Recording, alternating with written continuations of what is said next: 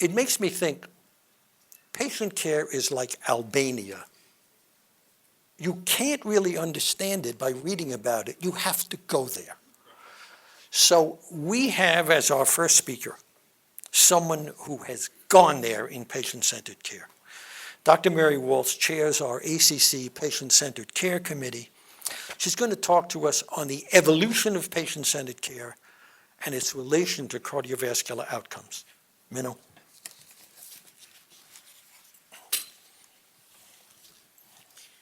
Thank you, Henry. I don't think I can follow that joke. Welcome to all of you. I really appreciate all of you coming and your interest in this particular topic.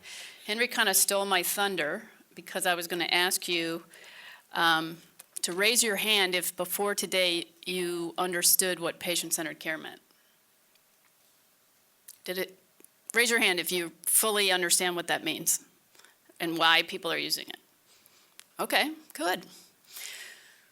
So I became chair of this committee because the year of the patient, I went for a run with Dr. Fred Beauvais, the president. Watch out who you run with. He said, I got this great idea and here's what we should do. So we're not going to talk specifically about the committee's work, although I'm happy to fill you in on that later. What I want to do is kind of give you a primer on patient-centered care so that you come out of here this morning understanding at least kind of where this term came from, why people are talking about it, and some of the values that we think we see with patient-centered care. So, excuse me. Why patient-centeredness? This is the hue and cry from the patient community, and I want you to keep this in mind throughout today. Nothing about me without me, and that's accredited to Valerie Billingham. What is patient-centeredness? The term was actually first coined by a British psychoanalyst in 1969, and she described a form of psychotherapy that general practitioners could provide for patients who had illnesses that were partially or wholly psychosomatic. This contrasted for the first time with illness-based care, so patient-centered versus illness-centered. More recently, in 1988, the Picker Institute coined the term patient-centered care to address the needs of clinician staff and healthcare system to focus care, again, away from the disease or the illness and toward the patient, him or herself. So the Picker Institute at that time, and again, that was 25 years ago now, identified 8 characteristics of care that are the most important indicators for quality and safety. Those include respect for the patient's values and preferences. This is a cornerstone of patient-centered care. We don't just think about the disease, we think about the person with the disease and what his or her values are. Care that has to be coordinated among specialties, doctors, physicians, other clinicians, and integrated. High quality information and education for the patient and the family. The education piece, very importantly, delivered to the patient in terms that patient can understand. There's a focus on physical comfort and pain management, emotional support, involvement of family members and friends as appropriate, not just directed at the patient. Especially in pediatrics, you'll hear the term family-centered care, and that is the equivalent in pediatrics to patient-centered care. And then importantly, continuity across transitions of care from the hospital to home, et cetera, and then access to care for all patients, access to care no matter what the demographics. So as a form of practice, patient-centered care focuses the medical attention on the patient's need, not the clinicians. A lot of healthcare has been driven by clinicians' needs. You go to Midas, you get a muffler. You go to a doctor who does X, you get X. So what we're trying to do is focus away from what the clinician does and focus on the patient. It focuses on individual goals. We don't all have the same health goals. And in order to practice patient-centered care, we have to address with the patient what are your values and what are your goals. This is a really important slide, and I'll give it to you in paper if you want to look at it later. It's from the New England Journal in 2012, and it compares traditional disease-specific outcomes and goal-oriented outcomes. So let's look at them in detail. So survival is an outcome. Everybody from a company in this room is interested in survival, whatever your drug or device is, right? Survival. That's the be all and end all, but it's not. So that's for cancer, heart disease. That's a disease specific. It is not a goal-oriented outcome for every patient. It might be, but it might not be as well. What about biomarkers? Very importantly, biomarkers used as a surrogate endpoint sometimes, not even a goal-oriented outcome ever. What is your hemoglobin A1C? That may be a goal for a patient. It's not really actually an endpoint for a person. Signs and symptoms.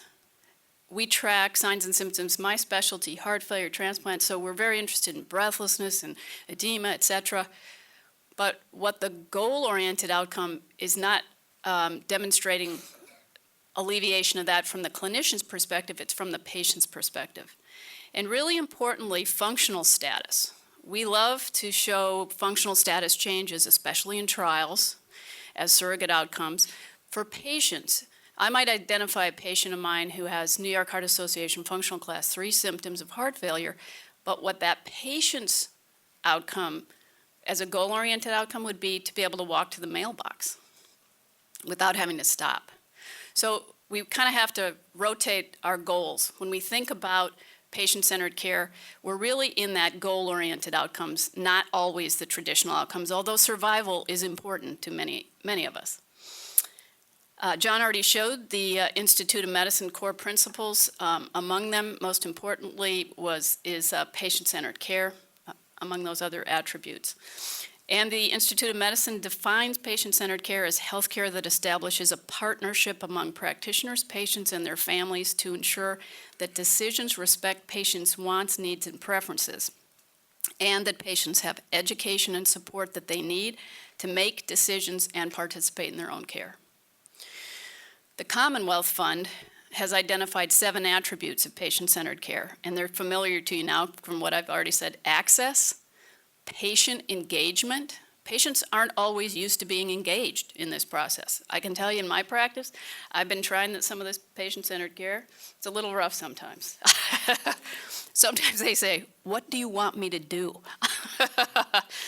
Clinical information systems so that we can exchange information with other clinicians. Care coordination across the continuum so that all clinicians involved in the patient's care are communicating. Integrated and comprehensive team care. This is not just about doctors and patients, it is about the team. Routine patient feedback to doctors. A little bit of a new concept, but patient feedback is important. And then publicly available information is one of the attributes as well.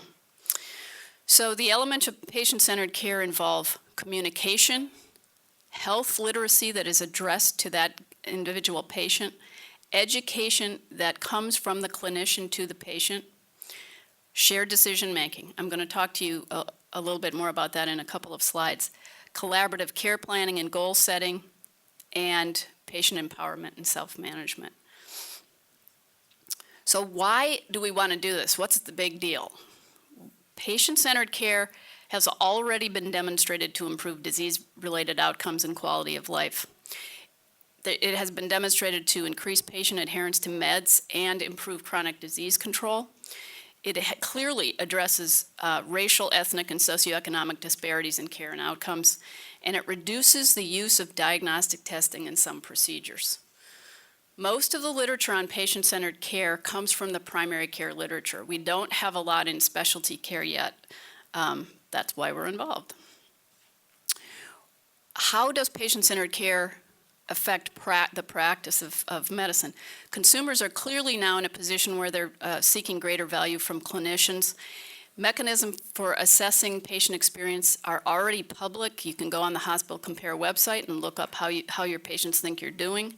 Higher scores, we think, likely helps institutions and practices build brand identity. And importantly, we're all very aware that reimbursement is going to be tied to these scores and outcomes very soon. So what's the return on interest for patient-centered care? Higher employee retention in practices that do this, increased patient satisfaction. There's evidence there is a decrease in malpractice claims reduced operating costs, and increased market share in some markets. Reimbursement and incentives will be tied to this very soon. There are current policy efforts many of you are already aware of, and they include patient-centered elements. These include value-based purchasing, the National Quality Strategy, meaningful use, a patient-centered medical home, clearly accountable care organizations, and the American Recovery and Reinvestment Act. I want to turn our attention to shared decision-making because shared decision-making as one of the elements of patient-centered care is really the pinnacle of what patient-centered care is. This involves the active engagement of patients when healthcare decisions have to be made. Usually shared decision-making is best done when there are diverging paths in a treatment choice for a patient, and that could include either medication, like a medication that a patient's going to take lifelong, or an elective procedure. Shared decision-making isn't really what we do when we have, we're in a crash out here right in front of the ACC and we have to go to the hospital. We're not going to have shared decision-making with the paramedics about that. That's not where shared decision-making is. Elective procedures and medications.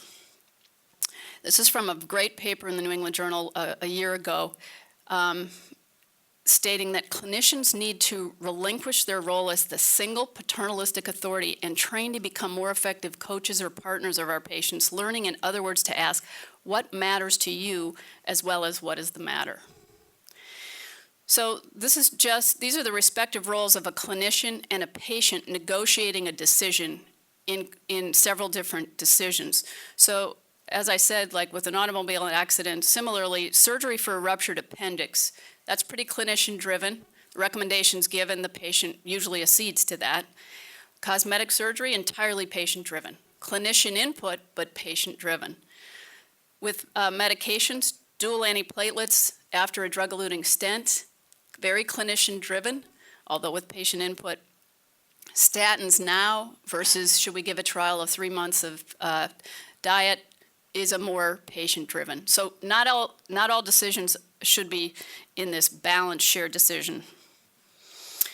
So what is this? What is shared decision-making? This is a process by which a clinician communicates to the patient personalized information about the options, what the outcomes are and what the probabilities are and what scientific uncertainties there are related to that patient, not the guidelines, not just what our guidelines tell us to do for every patient, but how those guidelines apply to you, the person sitting in front of me. It's been widely advocated as an effective means of reaching agreement on a strategy for treatment. In the course of shared decision-making, patients need to be supported and encouraged to participate. My comment about what patients do, patients sometimes have kind of a rough go with this. They're not used to participating to the level we're asking them to in shared decision-making, and they get a little confused sometime, and I'm going to show you how we can better facilitate that. They have to be informed with accurate and unbiased information. Unbiased. What that means is the clinician talking to the patient about the decision cannot be the only source of information, because we all bring bias, just even in the way we present information. I like to tell a story about one of the novel anticoagulants. Two of my partners, both electrophysiologists, on a panel I was chairing, one of them said, "Every patient I've ever talked to about X is on it." And the other one said, "None of my patients whom I've talked to are on that drug." Where's the shared decision-making? Obviously, both doctors think they're providing data from recent trials and guidelines to their patients, but the data is so biased because we all bring to our patient encounter some of our own bias. So their goals and concerns have to be honored. A fully informed patient actually understands that there's not one right choice, that I need to make the right choice for myself. They need to understand the options, understand risks and benefits. They have to understand the outcome of choosing one intervention versus the other. Importantly, understand where there's no evidence. If we're trying to make a decision where we don't have randomized trials, we need to consider that. And then understand the importance of their participation. In order to do shared decision-making that is unbiased, we need decision aids, which are tools for the patient to use, maybe in the presence of the clinician, maybe alone. And these decision aids need to, firstly, inform the patient that there's a decision to be made. But those of you who have practiced medicine know sometimes people don't even understand, oh, I have to, we're going to decide this today. There have to be natural frequencies. Probabilities have to be presented to the patient in pictographs or information that they can understand. Patient testimonials are important. People who have the disease have faced that decision. Real people, not actors. And you have to balance the number of patients describing the situation with the number of options. And then the interview material is very crucial.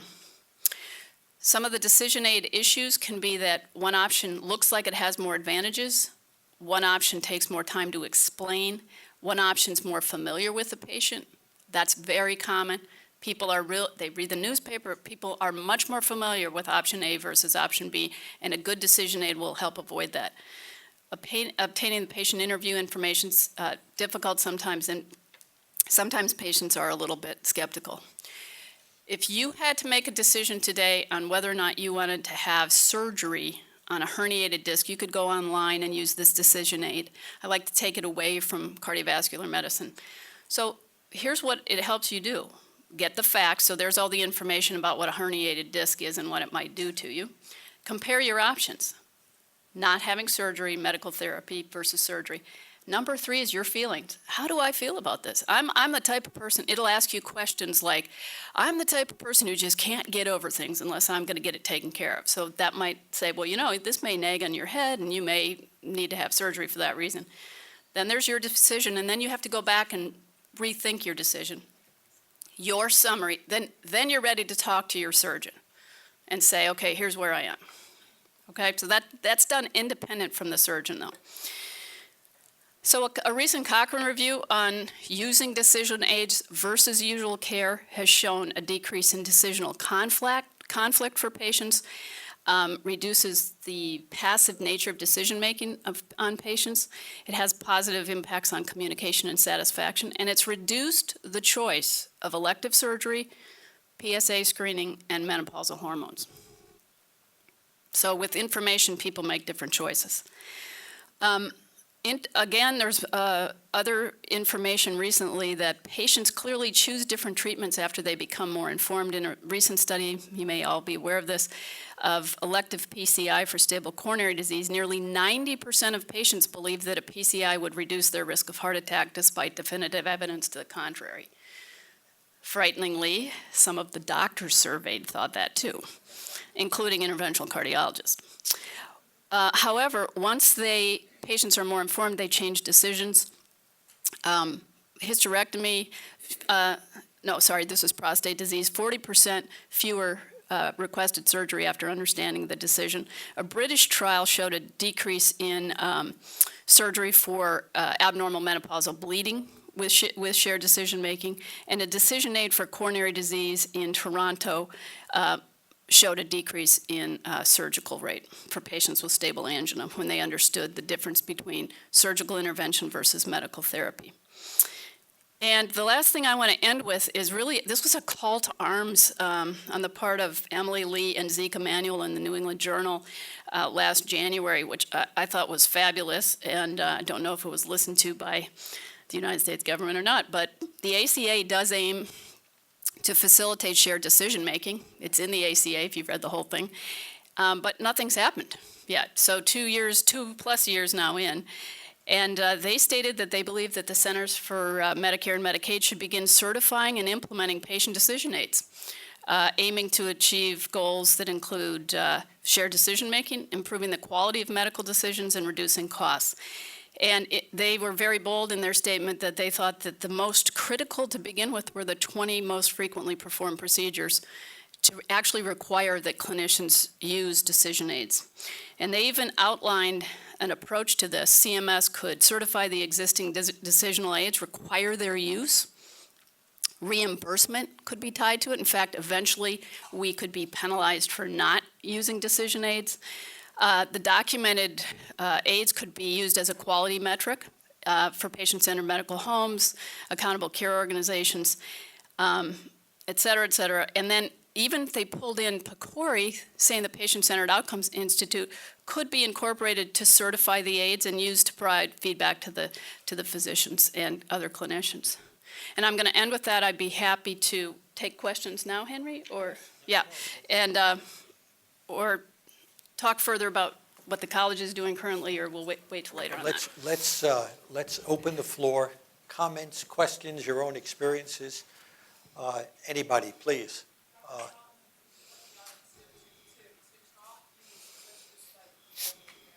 That's a good reminder. We went through it before, but yeah, press that little button on your microphone. Little red light comes on. Yes, Lucinda.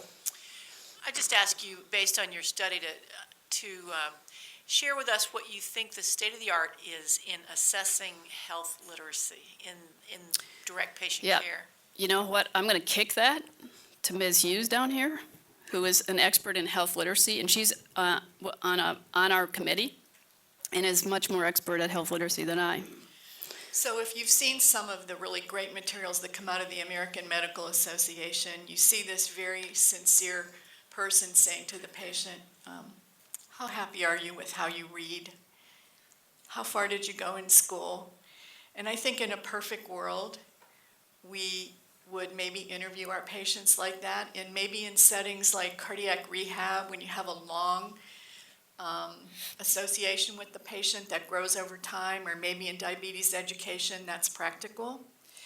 But I think in our typical medical encounters, time is not on our side to be able to do that type of in-depth assessment of patients' abilities to read and understand. And so the organization that I work for and how we put together our patient education materials is that everything should be in plain language for everybody, and that we should really operate with the idea of universal precautions.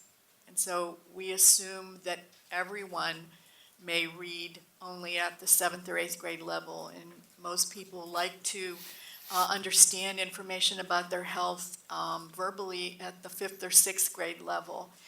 And I think increasingly we're seeing that even the most well-educated, in fact, all of us, when we're patients, would rather hear something in a very simple way. What's my problem? What do I need to do about it? And why do I need to do that? So really testing people in their literacy levels, it may be done in some settings, but for the most part, I think we need to develop a common plain language approach. And another thing, it's not just literacy, it's understanding. I was reading an article yesterday, and a little vignette was a physician going with a family member to a retinal specialist, who, after hearing about the problem and the solution, said, the physician family member, could you repeat that? I'm not familiar with the terms of your specialty.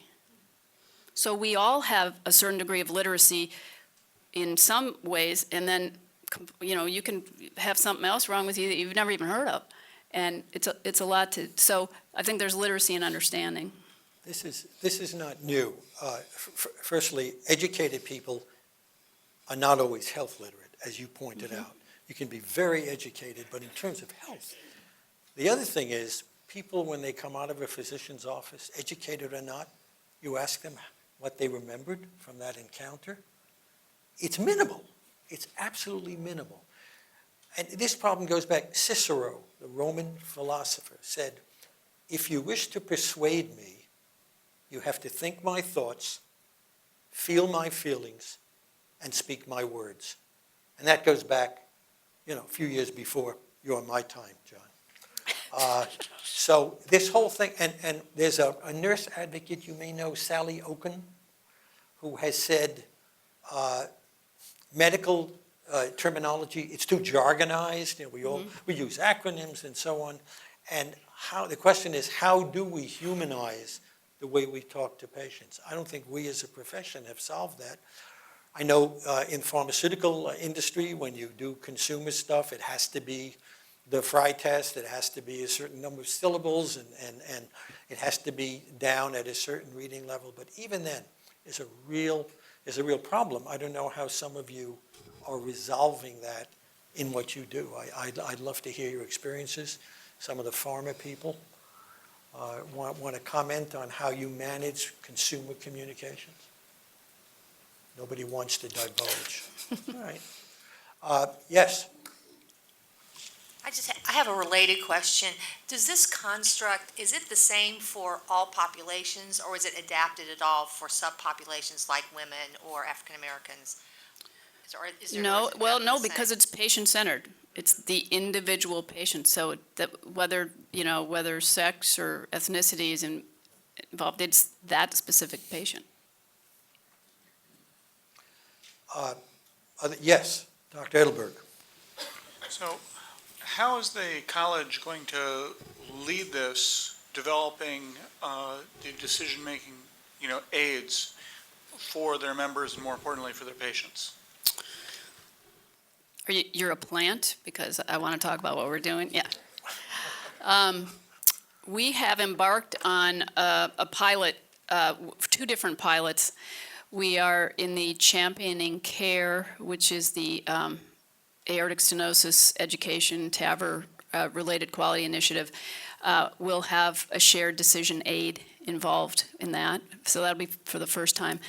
The other thing is, as part of our patient-centered care committee, we have a subcommittee working on shared decision-making, and we will very soon roll out our first pilot of shared decision-making, partnered with the Foundation for Informed Decisions. I'm saying that wrong. Catherine, what is it now? They switched their name. We're partnered with them. They're the experts, and the first decision aid will involve the decision for anticoagulation and atrial fibrillation. But watch this space too, because we think we're going to move quickly into procedurally based decisions, because that's much of what we do in our specialty. Yes, Lee. I guess just. I'm sorry.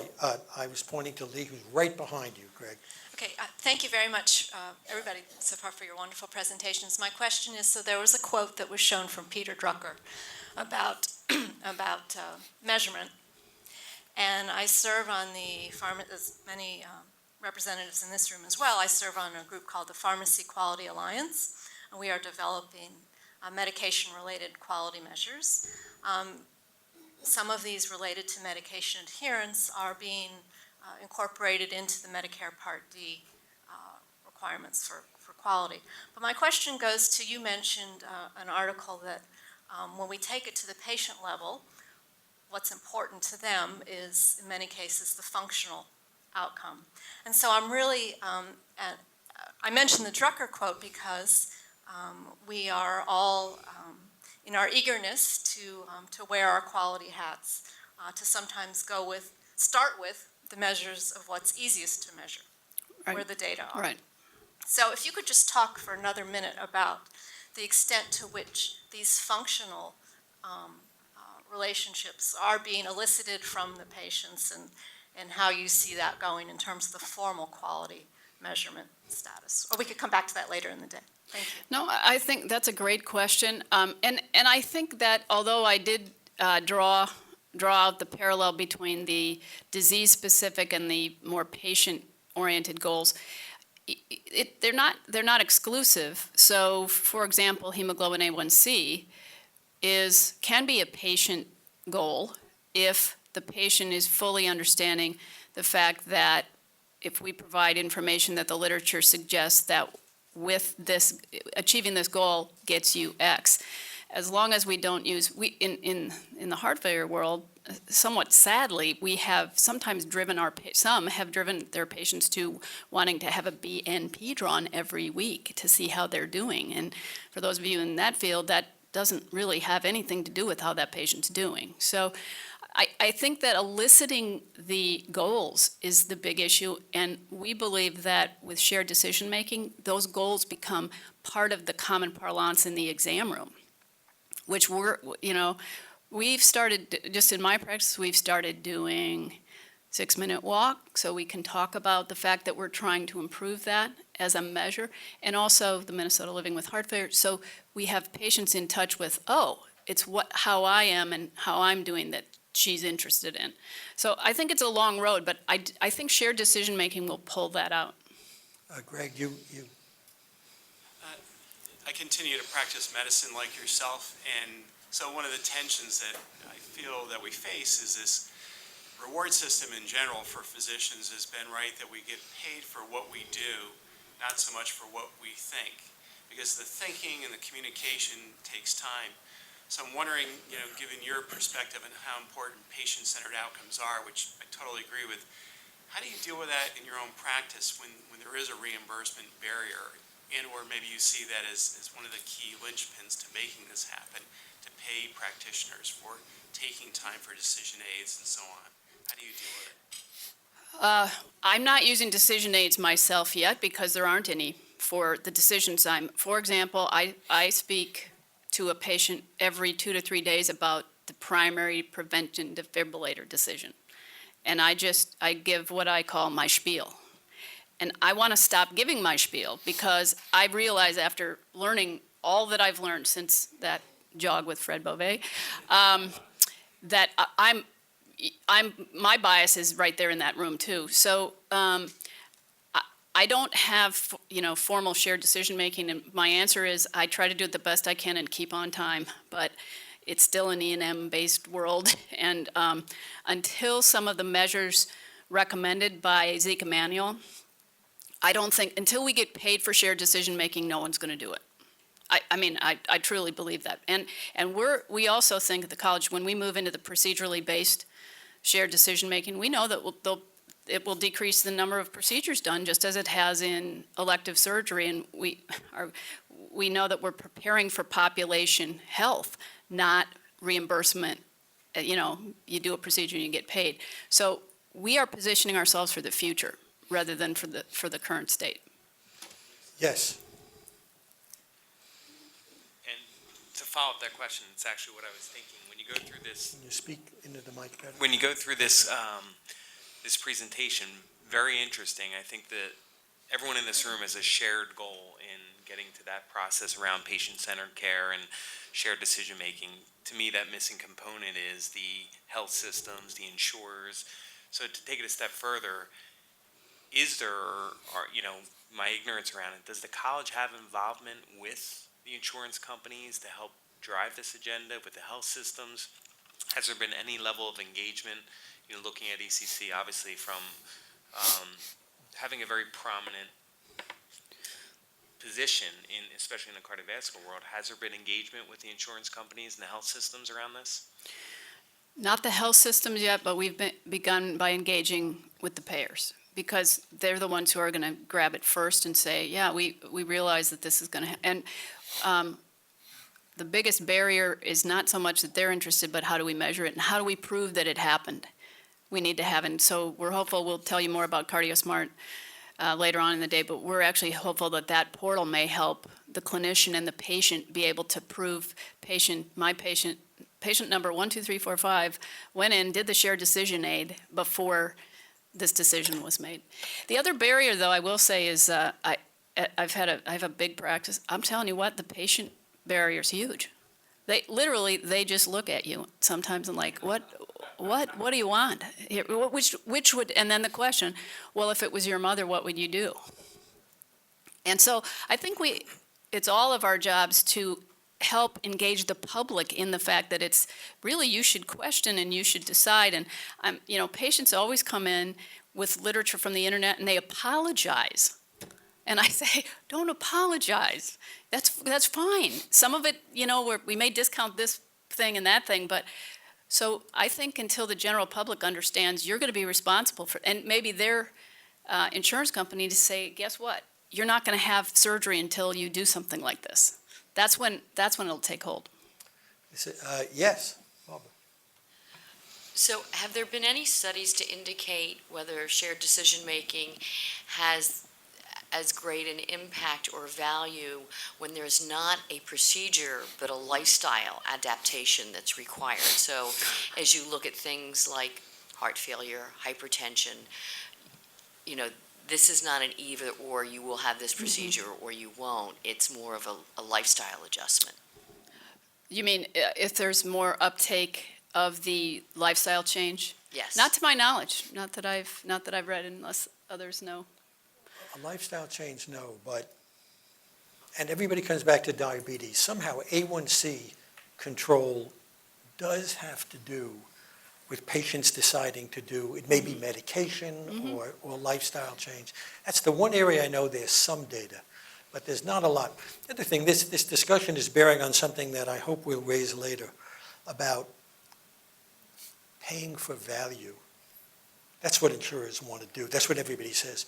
We want to pay for value. And the question is, what is value? Right. How does one measure it?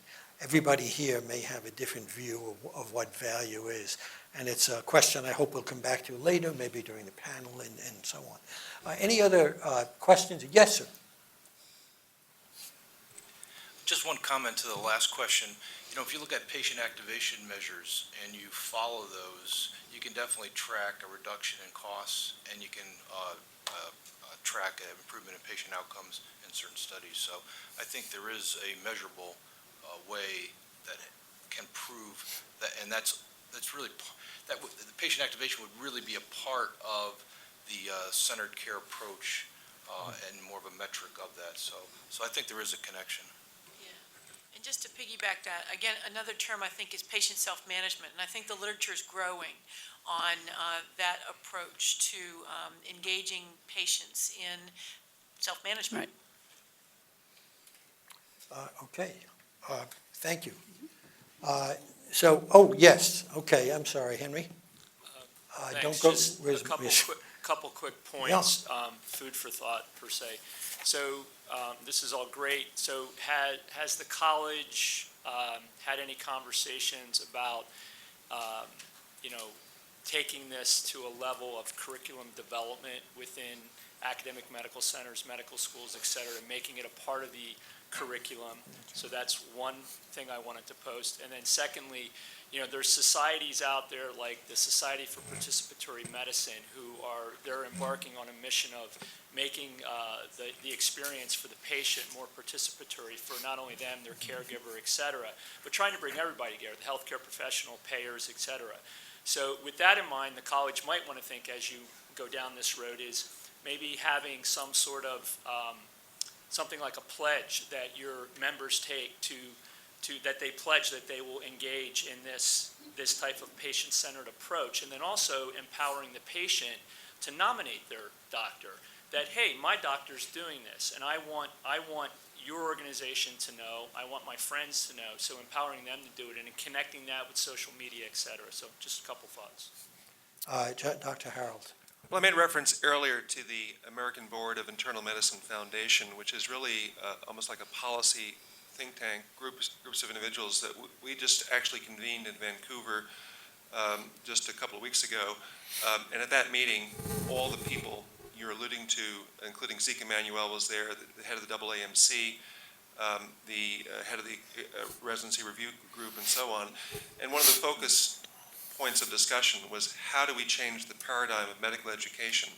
A lot of these issues are indeed paradigm shifts, not only in medical education, but how physicians interact with patients. So again, this is a shared vision, and it's a shared collaboration and a shared communication. But you're changing, you're sort of moving the bar, and to move the bar is going to require a lot of different groups to come together. And I think the more types of these type of meetings and collaborations and discussions, where even the vocabulary gets on the table, because for many individuals, they don't really know what it means or how it translates into direct patient care. But as Minnow said, it's one patient at a time. And, you can make a difference, and, we try to take cost out of the discussion. It's more about outcomes and what's going to make a difference in terms of impact. So it is a paradigm shift, and we are focusing on working with these other groups. And from the college's perspective, 6 of us were in attendance at that meeting, including Shal, including most of the presidential team, and we were meeting with Zeke Emanuel. We were meeting with all these collaborators, the director of MedPAC, and so on. So this is a hot topic from the government's point of view, and I think at the end of the day, it's the right thing to do. There's one program you may not be aware of at Northwestern, where they have actors portraying patients in uncomfortable situations. And medical students go in, or interns and residents, and interact with them. And then, it's videoed, or there's a mentor who then criticizes. And the students involved feel it's enormously helpful to learn to a patient who may be dying of cancer. For a young doctor particularly who hasn't dealt with that, that's very difficult. And so even in academia, it's beginning the different pilots being tried to help people get more patient-focused. We're ready to move on. There'll be time for questions after. Dr. Walls, thank you so very much.